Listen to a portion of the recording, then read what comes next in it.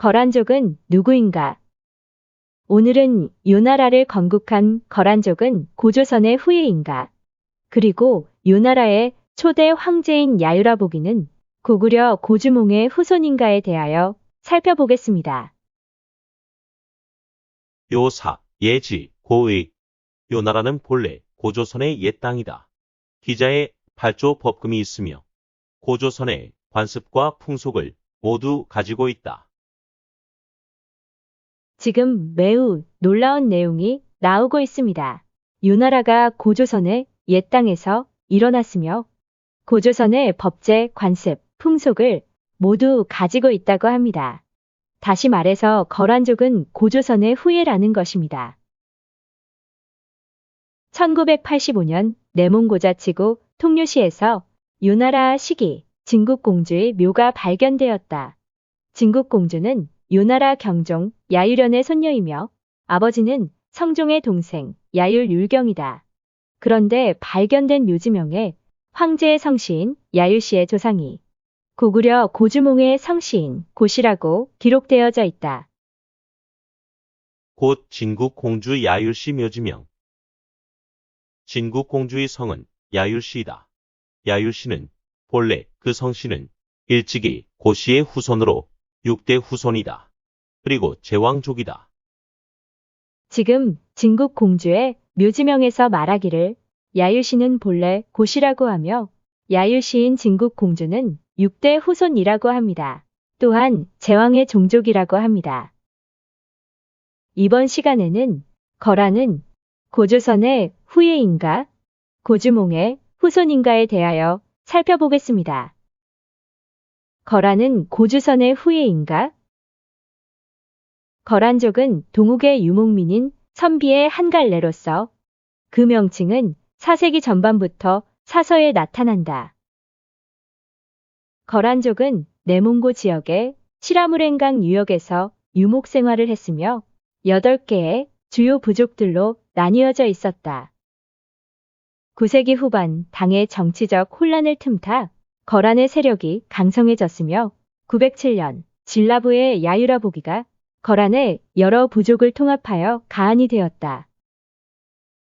거란족의 기원을 살펴보면 동우가 흉노에게 격파된 후 오한과 선비로 갈라지게 되었고 선비의 여러 부들 중 우문부에서 거란이 나오게 되었다. 거란족의 기원에 대한 역사 기록을 살펴보겠습니다. 사기 흉노 열전. 진나라가 농서군, 북지군, 상군을 차지하게 되었고 장성까지 쌓아 흉노를 막았다. 이 무렵 의관과 속대를 할 줄 아는 예제의 문명국이 전국시대의 7이었는데 그 중에서 3나라가 흉노와 경계를 맞대고 있었다. 이후에 진나라가 6나라를 멸망시키고 시황제가 몽혐에게 10만의 군사를 주어 북으로 흉노를 치게 해 하남 땅을 모조리 손에 넣었다. 지금 사기 흉노 열전을 보시면 흉노를 호라고 부르고 있음을 알 수 있습니다. 사기 흉노열전. 연나라의 북쪽에 동호, 산흉이 있다. 집회, 한섬이에 이르기를 오하는 또한 선비라고도 부른다. 색은 복권이 이르기를 동호는 오한의 조상이다. 후에 선비라고 하였다. 동호는 흉노의 동쪽에 있었기 때문에 동호라고 불렀다. 살펴보면 속한서에 이르기를 한나라 초에 흉노 묵특이 그 나라를 멸망시키자 남은 무리들이 오한산에서 보존하였기 때문에 오한이라 하였다. 사기 흉노 열전을 정리해보면 첫째, 연나라의 북쪽에 동우가 있다. 둘째, 흉노를 호라고 하는데 동우는 흉노의 동쪽에 있었기 때문에 동호, 즉 동쪽의 호라고 불렀다. 셋째, 오한과 선비는 같은 사람들이며 모두 그 선조가 동우이다. 넷째, 흉노가 동우를 멸망시키자 동우의 남은 무리들이 선비와 오한이 되었다. 이 이야기는 흉노와 동우는 모두 호라고 불리던 사람들이었다는 것이며 흉노와 동우는 그 민족적 계통이 호로서 본래 같았다는 것이다. 그리고 기원전 206년 흉노가 동우를 공격하자 동우는 오한과 선비로 나누어졌다는 것이다. 앞에서 흉노의 공격으로 동우가 오한과 선비로 나누어졌다고 하였는데 후에 한나라의 공격으로 흉노가 그 세력이 약해지자 선비족이 그 흉노의 지역들을 차지하게 되며 이 선비족이 중원으로 남하하여 북이 수 당나라를 세우게 된다. 유연과 토요쿤도 모두 선비족이 세운 나라였다. 물론 거란족도 그 출신이 선비족이었다. 선비족은 분화하여 여러 부로 나누어졌는데 위에 보이는 나라들이 선비족들이 세운 나라들입니다. 북이 수 당나라를 비롯하여 전현, 후연 및 토요콘, 거란국 등도 선비족이 세운 나라들입니다. 몽골 제국을 세운 사람들을 몽울시리라고 하는데 이 또한 선비 우문부에 속해 있던 시리의 한 갈래였던 것이다. 앞에서 살펴본 바와 같이 흉노를 호라고 하였으며 동우는 흉노의 동쪽에 있기 때문에 동우라고 한다고 하였습니다. 결국 흉노와 동우는 그 민족이 모두 홀 아는 것입니다. 그런데 고조선과 고구려도 그 민족명이 홀아고 합니다. 관련 기록을 살펴보겠습니다. 한서 지리지 현도군은 무제 원봉 4년에 개척하였다. 고구려는 왕망이 하구려라고 하였다. 유주에 속한다.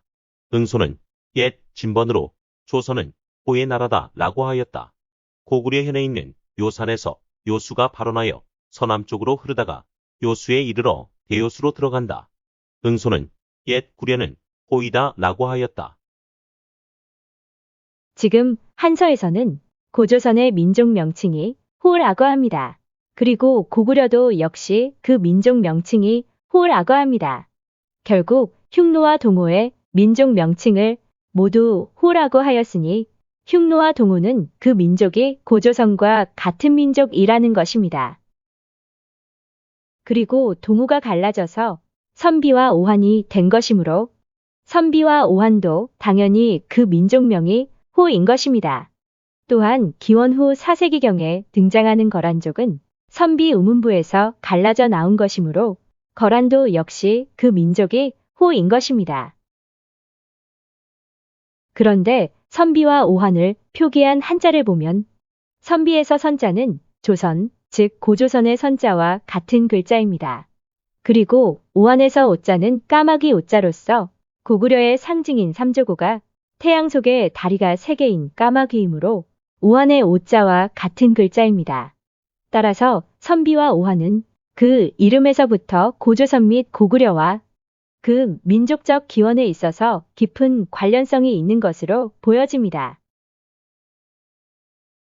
고조선의 민족 명칭을 호라고 하였는데 여기서 민족이란 반드시 혈연적, 인종적 동일성을 의미하는 개념은 아니며 공통적인 역사, 전통, 언어, 문화, 종교 등을 가지고 있는 사람들이라는 뜻입니다.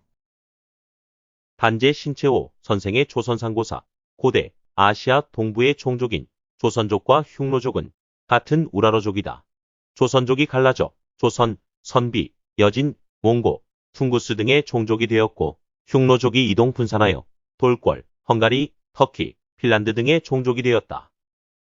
신채호 선생에 의하면 조선족과 흉노족은 같은 우라러족으로 민족적 기원을 같이 하며 조선, 선비, 여진, 몽고, 퉁구스, 흉노, 돌궐, 헝가리, 터키, 핀란드는 모두가 그 민족적 뿌리가 같다는 것입니다. 황명수문비사는 명나라 시대에 편찬된 사서로 북경대학 도서관에 소장되어 있습니다. 황명수문비사 동이는 곧 구이의 땅이다. 일컬어 허니, 우이, 방이, 황이, 백이, 적이, 현이, 풍이, 양이다. 후에 조선, 고구려, 여진, 응노, 신라, 백제, 부여, 동호, 오환, 선비, 발해, 옥저, 삼한, 예맥, 일습, 안정, 낭랑, 현토, 진번, 임둔, 대방, 숙신, 말갈, 물길, 고려, 북맥, 고란, 고죽 등의 나라가 되었다. 우리 민족을 동이족이라고 하는데 황명수문비사에 나오는 위에 열거한 나라들이 모두 동이족의 나라라고 합니다. 지금 황명수문 미사에서는 동이를 구이라고 하는데 구이에는 9종류의 이족이 속해 있다고 합니다. 고조선도 동이족인데 조선과 동이, 즉 구이의 관계를 살펴보겠습니다. 후한소 동이 열전. 왕제에 이르기를 동방을 이라한다. 이란 뿌리이라. 이에는 9종류가 있으니 일컬어 현이, 우이, 황이, 황이, 백이, 적이, 현이, 풍이, 양이 등이다. 동방을 이라하는데 이에는 9종류가 있다. 즉 구이이다. 조선 세기. 명나라 오명제 편찬. 강요임금 천하 29년 무진년에 단군이 평양에 도읍하여 국호를 조선이라 하고 다스리기 시작했는데 무릇 단군 조선이라 한다. 관웅은 천신 환인의 아들이다. 태백산 단목 아래에 내려와 임시로 화합하여 단수호 아래서 아들을 낳으니 무릇 단군이라 하고 이름을 검이라 하였다. 신명이 생하며 구이의 임금이시다. 마침내 은나라 무정 8년 을미년에 단군이 9월살에 들어가 신이 되시니 수가 1048세이시다. 지금 조선세기에서는 단군이 구이의 임금이라고 합니다. 홍사 동이열전. 동방에 오랜 나라가 있으니 이름하여 동이라고 한다. 처음에 신인 단군이 있었는데 마침내 9이족의 추대에 응하여 임금이 되셨다. 요 임금과 더불어 병립하였다.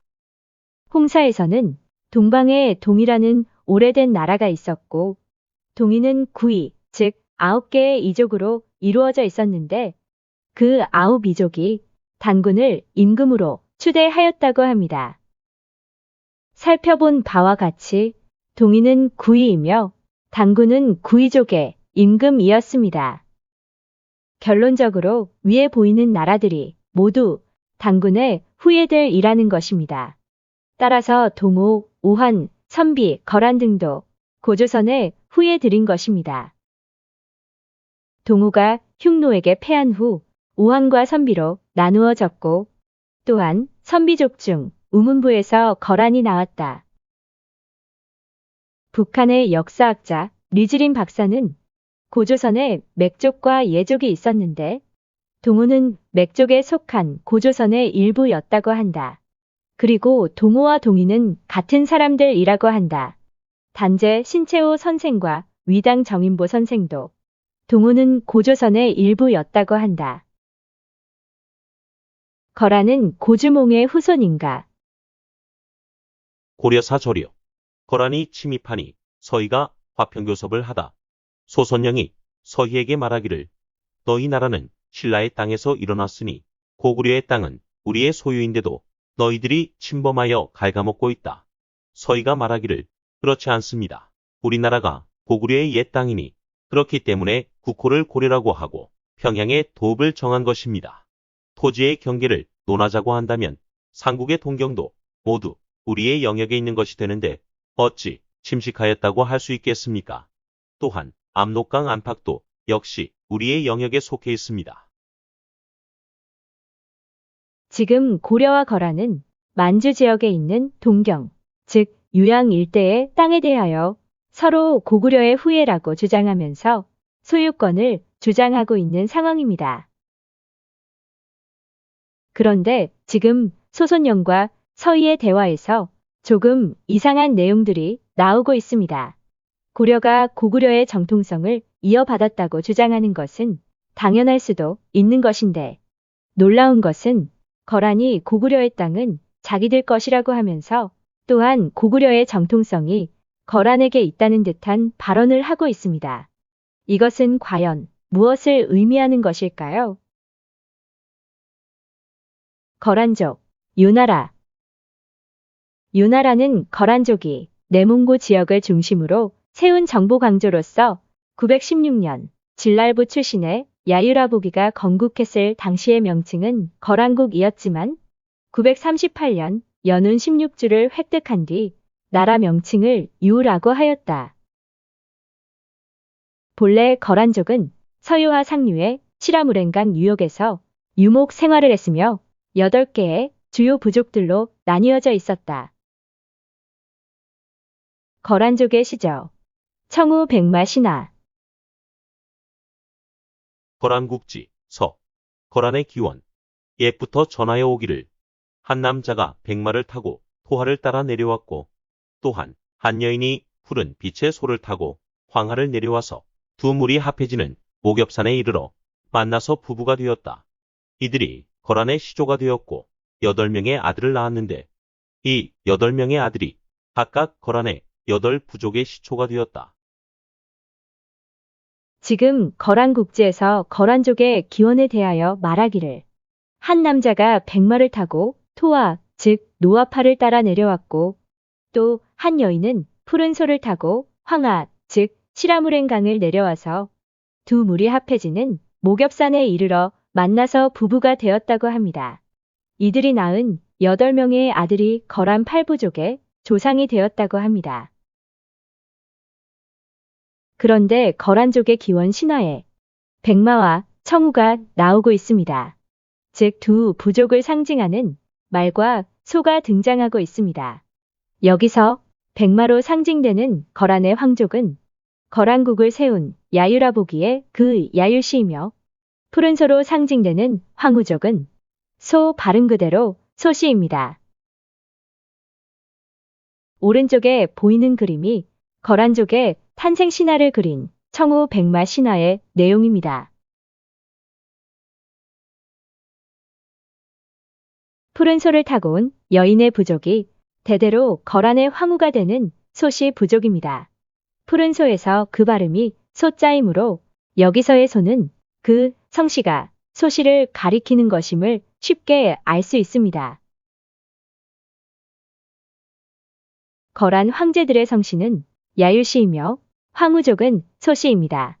거란국은 이들 두 가문에 의하여 통치되었던 것이며 우리가 잘 알고 있는 소손영, 소배압 등 거란의 장수들이 바로 황후족 출신의 그 소시들입니다.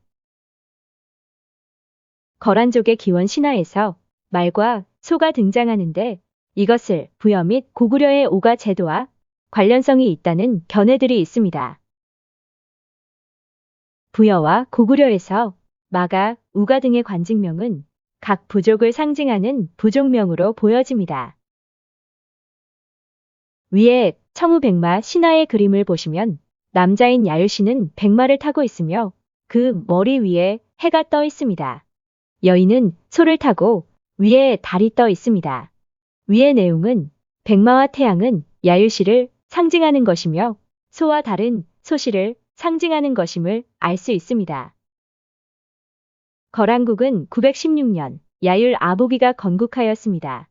이번에는 거란국을 세운 야율씨에 대하여 살펴보겠습니다.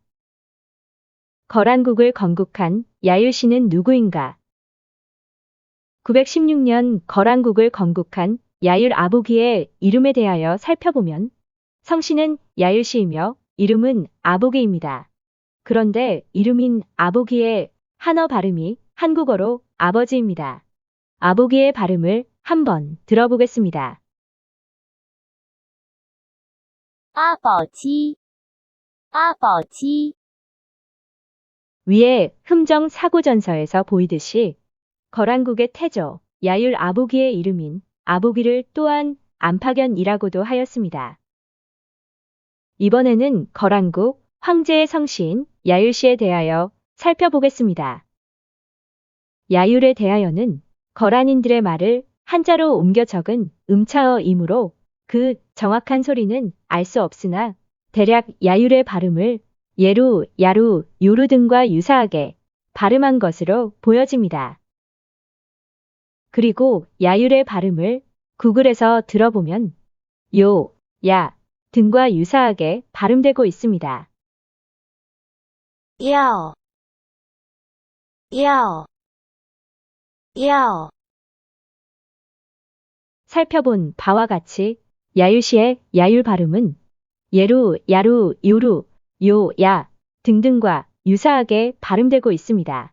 그런데 만주어로 백마를 야루라고 합니다. 거란족의 시조 신화인 청우 백마 이야기에서 보았듯이 야율씨의 조상이 백마를 타고 왔다고 하였습니다. 결국 야율이라는 말은 백마를 가리키는 것이었다는 이야기입니다. 야율시는 고구려의 후예인가? 거란국을 세운 야율 아보기의 야율시와 고구려를 건국한 주몽의 고씨와의 관련성에 대하여 살펴보겠습니다.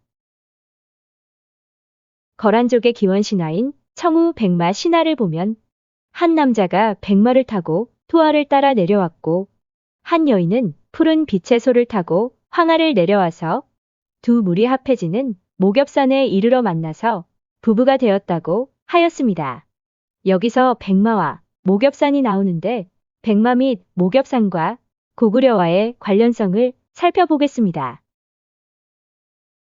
앞에서 살펴본 통전을 보면 고구려는 각 부족을 상징하는 가축으로 마가, 우가, 양가, 구가가 있었다고 하였는데 거란족의 야율시와 소시는 각기 말과 소를 부족의 상징으로 하고 있습니다.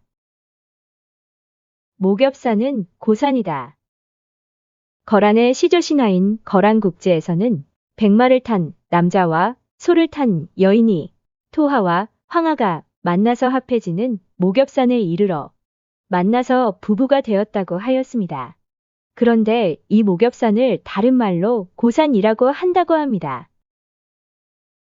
보시는 바와 같이 목엽산은 높지가 않은 산입니다. 그런데 왜 목엽산을 고산이라고 했을까요? 목엽산. 목엽산은 옛 지명이다. 목엽산은 거란족의 선조들이 살았던 땅이다. 명자 유래, 목엽산 이름의 유래. 목엽산은 거란어에서는 무릇 고산의 의미이다. 거란족이 자기들의 시조신화와 관련된 중요한 산 이름을 고산이라고 하여 높을 고자를 쓴 것은 자신들 시조의 성씨가 혹시 고구려 고주몽의 성씨인 고시라는 의미는 아닐까요? 그렇다면 고구려 고주몽의 탄생신화와 거란의 태조 야유라보기의 탄생신화를 비교해 보겠습니다. 먼저 거란의 시조신화인 청우백마 신화의 그림을 보시면 남자인 야율시를 상징하는 것으로 백마와 해를 그 상징으로 하고 있음을 알 수 있습니다.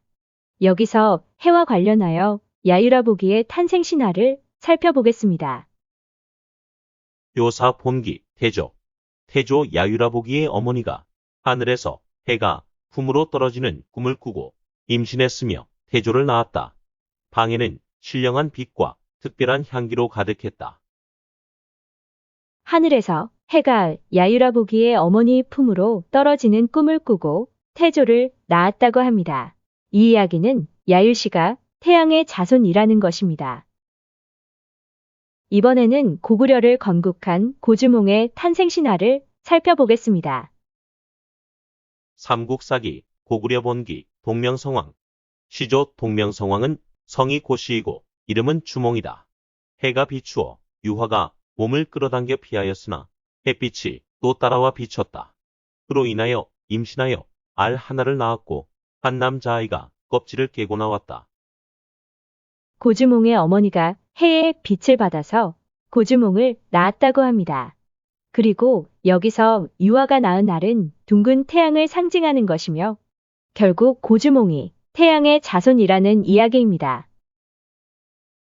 살펴본 바와 같이 고구려를 건국한 고주몽과 거란국을 건국한 야유라보기는 모두 태양의 자손이라는 공통된 탄생신화를 가지고 있습니다. 야율시는 누구인가? 문헌사료에 최초로 등장하는 야율시의 선조는 야율연리이다. 고구려가 668년에 멸망한 후 66년이 지난 후에야 야율시가 처음으로 역사기록에 등장한 것이다. 야율시는 누구인가? 거란은 원래 우문선비 계열로서 국가를 형성하지 못한 유목 민족들의 부족연맹이었다. 거란은 광개토 대왕의 공격을 받고 일부가 고구려에 복속했으며 이후 거란은 당나라에 복속하기도 했다. 당나라 이후에 거란의 우두머리는 대하씨가 되었고 그 후에 다시 요련씨가 되었는데 해락이라는 이가 처음으로 왕이라 일컬었으며 금덕에 이르러서는 흔덕근 가안이 되었다. 대하씨의 이소고가 가두로에게 살해당하자 요련군렬이 거란의 왕위에 오르게 되어 요련씨가 새로이 거란의 연맹장이 되었다.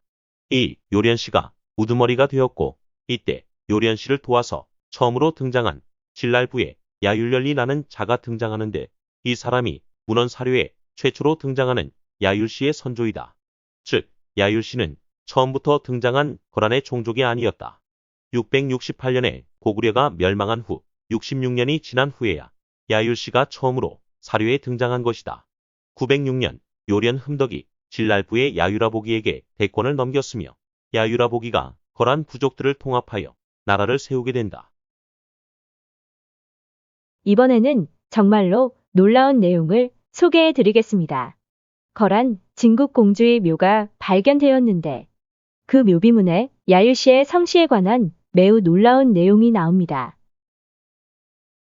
1985년 내몽고 자치구 통유시 내만기 청룡산진 동북 10km에 위치한 사포 격도촌에서 거란국 진국공주 묘가 발견되었다. 이곳에서 발견된 진국공주의 묘비문에 야율씨가 본래 고시였다는 내용이 나온다. 진국공주는 유나라 제5대 황제 경종 야율현의 손녀이며 아버지는 성종의 동생인 야율율경의 딸로서 성씨가 야율씨이다. 유나라 진국공주의 묘지명 내용을 확인해 보겠습니다.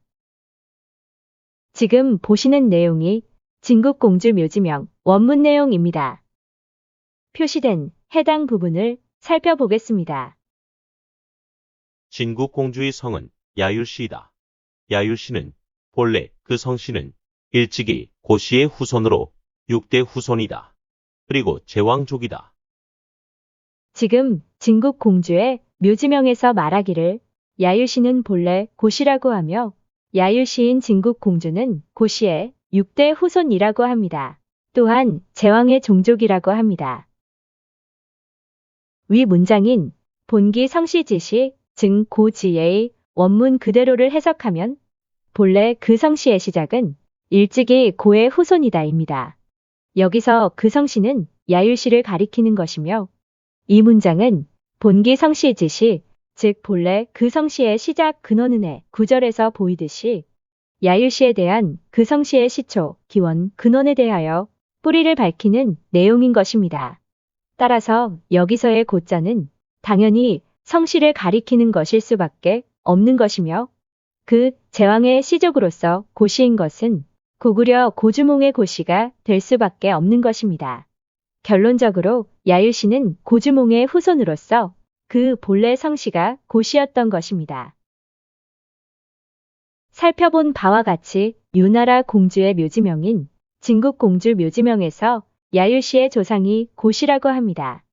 여기서의 고씨는 고구려 고주몽의 고씨인 것으로 추정되는 바, 이 내용에 대한 검토와 연구가 필요하다고 보여집니다. 역사 기록에서는 거란족이 세운 나라 이름을 거란국이라고 하는데 또한 유나라로 그 국명을 고쳤다고도 합니다. 그렇다면 거란과 유의 관계에 대하여 살펴보겠습니다.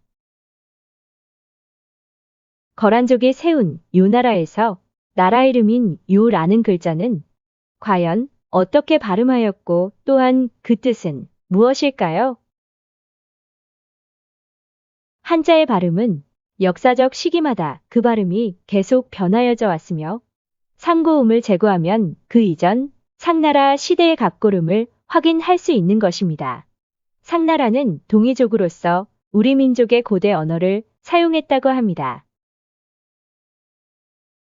한자 자전인 고음소경에서 유자를 확인해 보겠습니다. 지금 보이는 화면은 한자인 요자에 대하여 세계적인 한자 의문학자들이 상고음을 제거한 내용입니다. 위에 상고음들 중에서 유의 가장 앞선 음으로 반호은 교수가 제거한 그루우를 가져와 보겠습니다. 유자에 대하여 반호은 교수가 제거한 상고음을 가지고 상나라 시대의 발음인 각고름을 확인해 보겠습니다. 참고로 한자 의문학에서의 발음 기호는 아래와 같습니다. 각고름문 연구소 최춘태 박사의 각고름 복원법으로 요자의 각고름을 복원해보면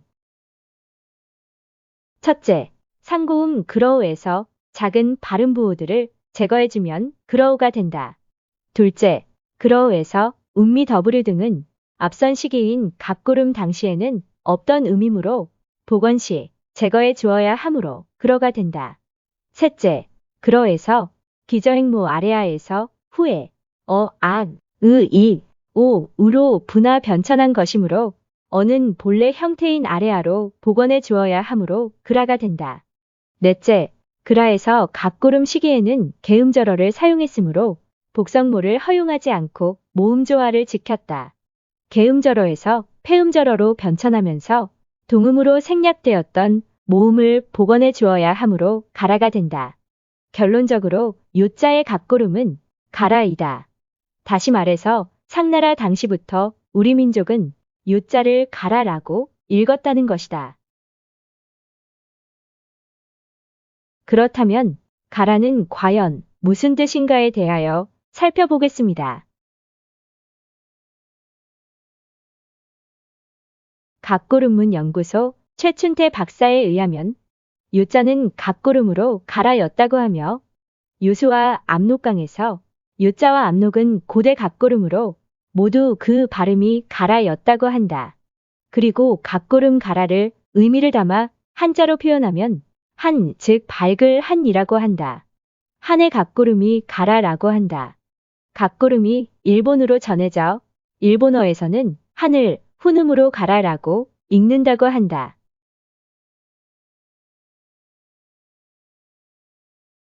가라는 본래 해를 가리키는 것으로 해 일자도 가라라고 읽는다. 가라의 뜻은 빛, 밝음, 태양, 공 모양을 의미한다고 한다. 그리고 가라, 갈, 알로 변천했다. 알은 해를 의미한다. 태양의 각고름이 가라인데 이것이 어두 K의 마차르마로 H가 되니 하라가 되었고 오늘날 하루가 되었다. 중세국어의 하라는 어말 아래아가 탈락하여 할이 되고 또 할의 받침 리을이 아이 브레이킹 현상으로 반모음 이가 되면서 해가 되었다. 그 후 아래아는 아로 변천하여 하이가 되었고 이것이 단순 모음화에서 오늘날 해가 되었다고 한다. 정리해보면 가라는 하라가 되었고 후에 할로 변천하여 오늘날 해가 되었다. 결국 가라는 오늘날 해로 그 발음이 변하여져 왔으며 가라는 해, 즉 태양을 의미한다는 것이다. 최춘태 박사에 의하면 고조선, 즉 조선의 각고름이 가라사라였다고 한다. 가라사라는 중복음이 축약되어 가사라라고 불렀다고 한다. 그리고 흉노에서 흉자의 각고름도 가라라고 한다. 고구려를 구려, 고려 등으로 불렀는데 이 구려도 그 각고름이 가라라고 한다. 고구려 왕성인 고씨와 해씨는 그 성씨가 다른 것이 아니고 고와 해로 표기하였으나 모두 그 발음을 똑같이 가라라고 읽었던 것이다. 동호의 후손인 선비족이 세운 당나라도 그 당자가 각고름으로 가라였다. 지금도 일본에서는 당나라 당자를 훈독으로 가라라고 읽는다. 결국 조선, 흉노, 고구려, 당나라는 모두 태양을 상징하는 민족으로서 그 민족적 계통이 같다는 것입니다.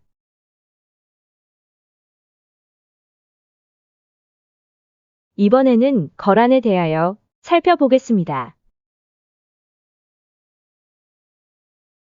거란이라는 명칭에 대하여서는 아래에 보이는 바와 같이 그란, 게단, 키둔, 키디, 케세이, 키타이, 히타이, 하타 등등 매우 다양하게 발음하고 있습니다.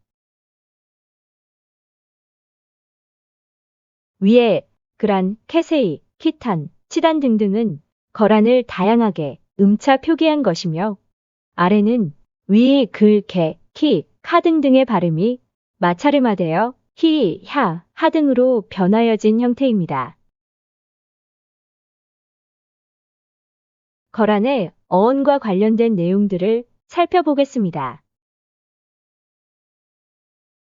강상원 박사의 범어대사전에 의하면 산스크리트어로 카와 칸은 크다, 박다, 해, 칸, 왕의 의미라고 한다. 그리고 카에서 K가 무음일 때 한은 우리말 해를 의미한다고 한다. 산스크리트어로 카와 칸은 박다, 해, 왕 등을 의미한다고 합니다. 정연규 박사에 의하면 한국에서 한은 상고시대의 간으로 읽혔고 그 이전 고대에는 가라, 가나로 발음했는데 이를 한자로 옮긴 것이 한간이다. 정연규 박사에 의하면 한국에서의 한자는 고대의 가라, 가나 등으로 읽었다고 합니다. 결국 한국에서 한자는 가라, 가나, 간 등과 같은 말이라는 것입니다. 한국 민족문화 대백과 사전에 따르면 간은 한과도 통하는 말로 고대 서만에서는 수장, 군주를 칭했으며 몽고족의 황제 칭호인 간 등도 간한의 한역이다. 간과 한은 칸한의 대역으로 크다, 큰 사람, 군장의 뜻이다. 정리해보면 간, 한, 칸한은 같은 말이며 크다, 임금 등의 뜻이다. 김정민 박사에 의하면 흉노의 흉은 중앙아시아에서는 군이라 부른다. 군, 쿠는 모두 같은 단어로 태양을 뜻한다. 카자흐어의 쿠는 한국어의 한과 어원이 같다. 중앙아시아에서 융, 흉, 군, 쿤, 칸하는 모두 태양을 뜻하는 같은 단어이며 또한 왕, 지도자를 의미한다. 정리해보면 융, 흉, 군, 쿤, 칸하는 같은 말이며 태양, 왕 등을 의미한다. 살펴본 내용을 정리해보면 아래와 같습니다. 결론적으로 한자는 가라, 가나, 간, 칸, 군, 쿤, 흉, 융 등과 같은 말이라는 것입니다. 그리고 그 뜻은 기본적으로 하늘의 해를 가리키며 크다, 박다, 해, 왕 등의 의미라는 것입니다. 살펴본 바와 같이 가, 카, 간, 칸의 발음은 마차르마에서 해, 한 등으로 발음이 바뀌게 되는 것입니다. 한자 사전에서 간자의 발음을 보면 간과 한의 발음을 모두 가지고 있음을 알 수 있습니다. 그리고 보시는 바와 같이 한국에서의 한자와 당나라 당자는 모두 일본어 발음으로 가라라고 발음하고 있음을 알 수 있습니다. 거란이라는 명칭에 대하여 살펴보면 위에 보이는 거란이라는 단어는 한자로 음차하여 표기한 것으로서 앞 글자인 글, 개, 키, 캐, 카, 크 등등의 발음은 본래 해를 의미하는 카의 발음이었던 것이며 이것이 마차르마하여 히, 하, 야 등으로 되었는데 이것은 우리말 해를 가리키는 것입니다. 그리고 해 갑고름이 가라라고 하였습니다. 따라서 거란이라고 음차 표기했지만 거란인들은 스스로를 가라라고 불렀던 것입니다. 앞에서 살펴본 바와 같이 유의 갑고름이 가라라고 하였습니다. 앞에서 거란족이 거란국을 건국한 후에 다시 나라 이름을 유나라로 바꿨다고 하였는데 사실은 나라 이름을 바꾼 것이 아니라 거란에 대한 한자 표기를 유로 바꾼 것일 뿐 거란인들은 그 발음을 그대로 가라라고 불렀던 것입니다. 결론적으로 거란과 유는 모두 가라라고 읽었다. 가라는 크다, 박다, 해를 가리키며 한국에서 한자도 갑고름으로 가라라고 읽었다. 역시 한자도 밝음, 태양을 가리키는 것이다. 거란족은 태양을 상징으로 하는 민족으로서 고조선의 후예였던 것이다. 갑고름으로 가라는 해를 가리키며 사라는 살, 즉 햇살을 의미한다.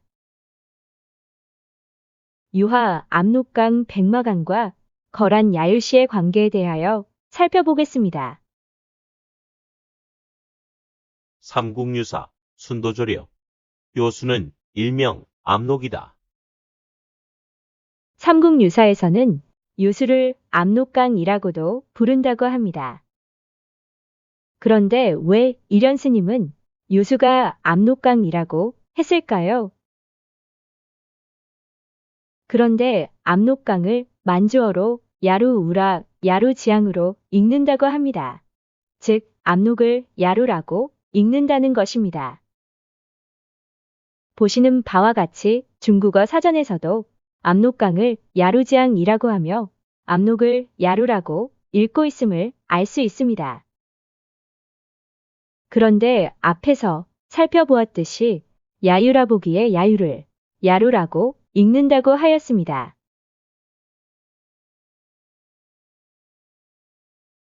거란족의 시조신화인 청우백마 신화에서 남자인 야유씨가 백마를 타고 왔다고 하였습니다.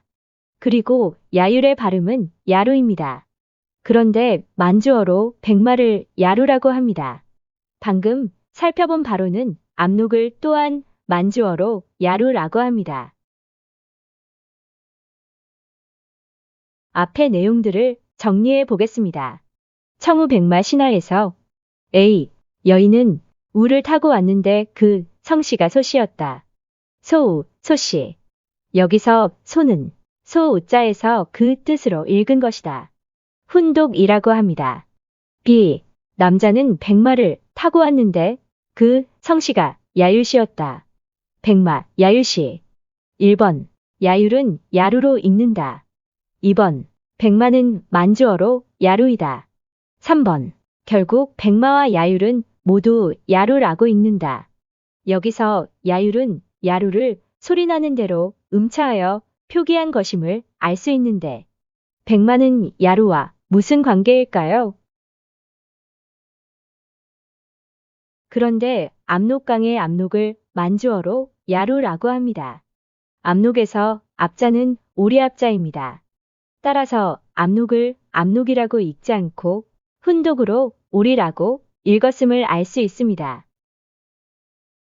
그렇다면 백마, 즉 흰말과 야루의 관계에 대하여 살펴보겠습니다. 백마는 그 뜻이 흰말입니다. 그런데 일본어에서는 백마를 하쿠바라고 읽습니다. 백자가 우리말 흰, 희다의 뜻인데 일본어에서는 하쿠라고 합니다. 또한 일본어에서는 해를 히라고 읽습니다.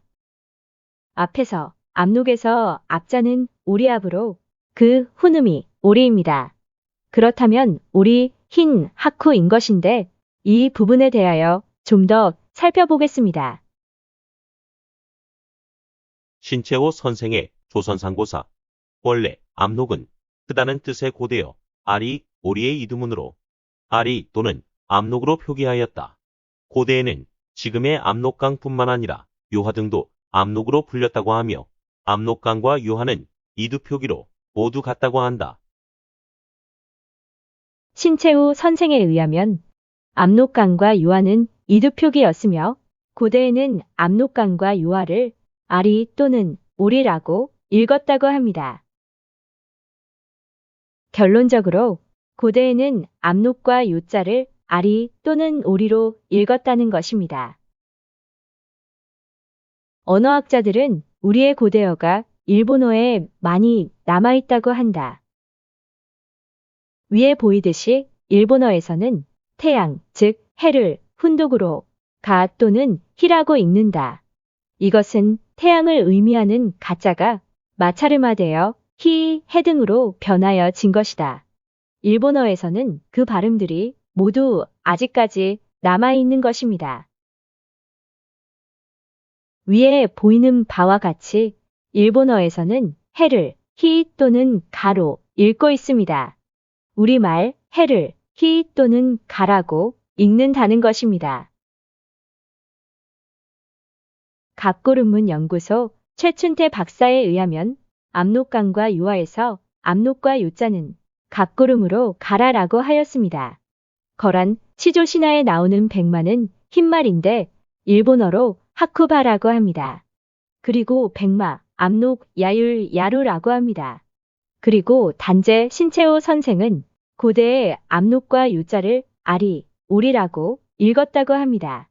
앞에서 살펴본 마차르마되어 발음이 변천된 내용을 다시 보면 가라, 가라, 갈, 알로 변천되었으며 알은 해를 의미한다. 가라에서 하라, 할, 해, 해로 변천하였다. 가자가 마차르마돼서 히, 해가 되었다. 가, 카, 간, 칸이 마차르마에서 한, 해가 되었다. 칸, 간에서 마차르마에서 한이 되었다. 이상의 내용들을 종합해보면 가라가 마차르마 되어 히, 하, 해, 흰, 한이 되었고 후에 아리, 알, 오리, 요, 야루 등으로 그 음이 변천되어 진 것임을 알 수 있습니다. 정리해보면 가라의 음이 변하여 히, 하, 하쿠, 해, 흰, 한 등이 되었고 후에 아리, 오리, 요, 야루 등으로 또 음이 변천하였다. 기역, 키역의 음이 히읗으로 변하였고 후에 이응의 음으로 변천하였다. 결론. 가라는 가, 카, 고, 해, 흰말, 백마, 야율, 야루, 오리, 압록, 아리, 알, 요 등과 같은 의미이며 하늘의 해, 즉 태양을 가리킨다. 고구려 고주몽의 성시인 고시는 해모수의 해시와 같은 것이며 그 의미는 하늘의 해를 가리킨다. 태양을 의미하는 가, 카가 마차르마되어 해가 되었다. 거란국을 건국한 야율 아보기의 야율시는 백마를 상징하는데 백마와 야율은 같은 말로 모두 야루라고 읽었다.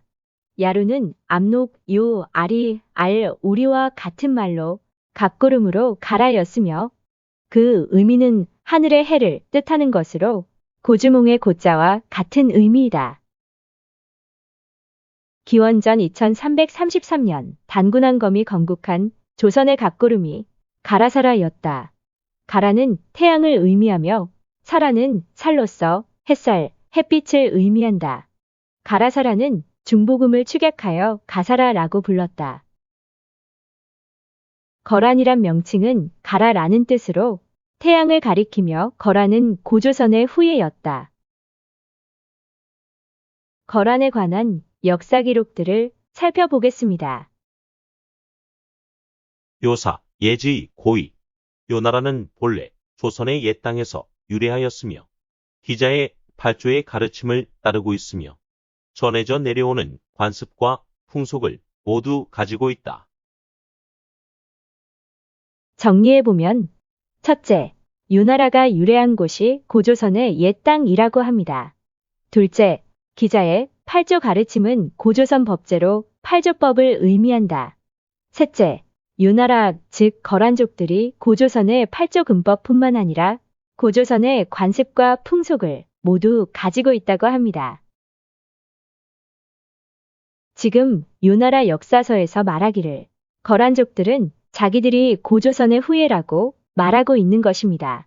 자기들의 땅이 옛날 고조선의 땅이었으며 고조선의 법제와 관습, 풍속을 그대로 간직하고 있다는 것입니다. 그런데 여기서 주의할 부분은 거란족의 발생지가 고조선의 땅이었다는 것입니다. 거란족은 시라무렌강 일대에서 건국하였는데 이곳이 고조선의 땅이었다는 것입니다. 거란족의 발생지는 시라무렌강 일대였는데 이 지역은 고조선의 홍산문화 지역으로 고조선의 중심지였던 곳입니다. 지도에서 보이는 지역이 홍산문화 지역입니다. 지도에서 보이는 홍산문화 유화문명의 지역에서는 고조선을 상징하는 대표적 유물인 빗살무늬 토기, 비파형 동검, 고인돌 등의 유물이 매우 많이 출토되었습니다. 동호에서 오한과 선비로 갈라지고 선비 우문부에서 거란, 칠의 고마케로 나누어졌다. 그리고 북부여에서 두막누가 나왔다. 그런데 놀라운 것은 거란, 칠의 고마케의 언어가 두막누와 같다고 한다. 즉 동족이라는 것이다. 후한서, 선비. 선비는 역시 동호의 일부인데 따로 선비산에 의지하여 살았기 때문에 선비라 불렸다. 선비의 언어와 습속은 오한과 같다. 신당서 북적. 거란은 본래 동호의 종족으로 그 선조가 흉노에게 격파되어 선비산에 의지하여 살았다. 거란족은 동호의 후손인데 그 선조인 동호가 흉노에게 격파되었기 때문에 선비산에 살게 되었다고 합니다. 북사 거란국. 거란국은 고마케의 동쪽에 있고 고마케와 다른 부족이나 같은 종족이다. 등국 중에 북위가 이들을 크게 격파하여 마침내 흩어져 달아나 거란과 고마케가 나누어졌다. 거란과 고마케는 본래 같은 사람들이었는데 북위에게 격파된 후에 나누어져서 거주하게 되었다고 합니다. 위서 고마케. 고마케국의 조상은 동부 우문부에서 갈라져 나왔다. 수서 북적 해. 해는 본래 고마케이며 동부의 호의 종족이다. 북사 열전 해. 해는 본래 고마케라고 불렀는데 그 선조는 동부의 호인 우문의 종족이다. 해는 고마케였으며 동부 호인 우문시의 종족이라고 합니다. 그리고 우문부 사람들의 그 민족 명칭을 호라고 하고 있습니다. 여기서의 호는 동호와 같은 민족이라는 것입니다. 수서 시리. 시리는 거란과 같은 종족이다. 그 남쪽에 있는 자들을 거란이라 하고 북쪽에 있는 자들을 시리라고 부른다.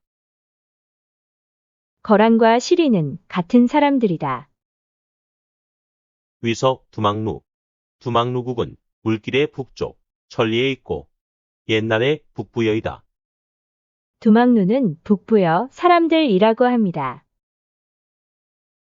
위서 시리. 시리국은 물길의 북쪽 천리에 있고 언어는 고마케국, 거란국, 두막루국과 같다.